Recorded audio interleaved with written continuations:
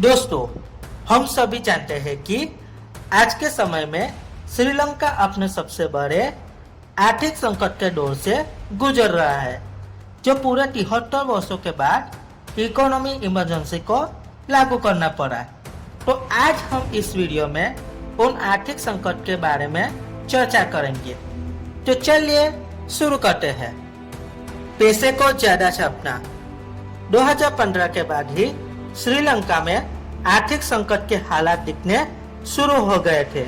2018 में international monetary fund, जो कि देशों को आर्थिक सहायता के लिए फंड प्रोवाइड करता है, उसने महंगाई को रोकने के लिए सहायता की थी।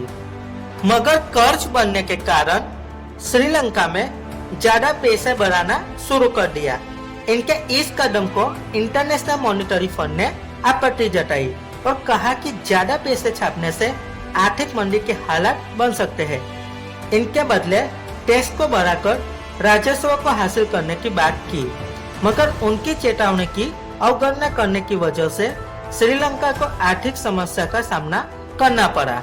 विदेशी कर्ज। 2010 से 2020 तक श्रीलंका ने विदेशी कर्ज के जीडीपी के 42% हो गए थे, जो 2021 में लगभग 119% बढ़ गए, जिसके कारण अंतर्राष्ट्रीय बाजारों में श्रीलंकन रुपये की कीमत $1 के बदले में 300 से अधिक कीमत गिरी थी। इस वजह से देश में विदेशी मुद्रा की कमी के कारण इकोनॉमी इमरजेंसी को लगाना पड़ गया था। प्रवासन उद्योग। श्रीलंका एक टापू देश है, इसीलिए ये देश काफी हद तक प्रवासन सेक्टर पर ही निर्भर है। मगर कोविड और लॉकडाउन जैसे हालातों ने प्रवासन उद्योग पर एक बुरा प्रभाव छोड़ा, जिसके कारण देश की जीडीपी में गिरावट दर्ज की गई। खाद्य उत्पादकों की कमी। अप्रैल 2021 में श्रीलंका में ऑर्गेनिक खेती को बढ़ावा मिले ये हेतुसर केमिकल फर्टिलाइजर पर रोक लगा दी थी।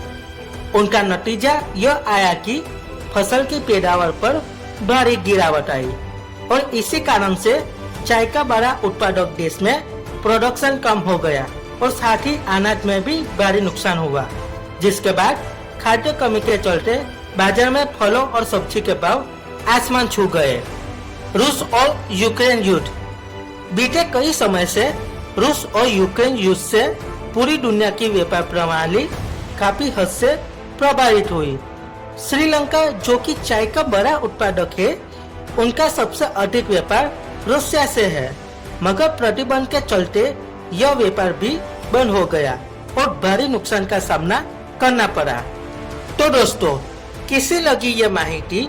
अगर आपको कोई टॉपिक पर वीडियो चाहिए तो कमेंट जरूर करें। इस वीडियो पर अंत तक बने रहने के लिए आपका बहुत बहुत धन्यवाद।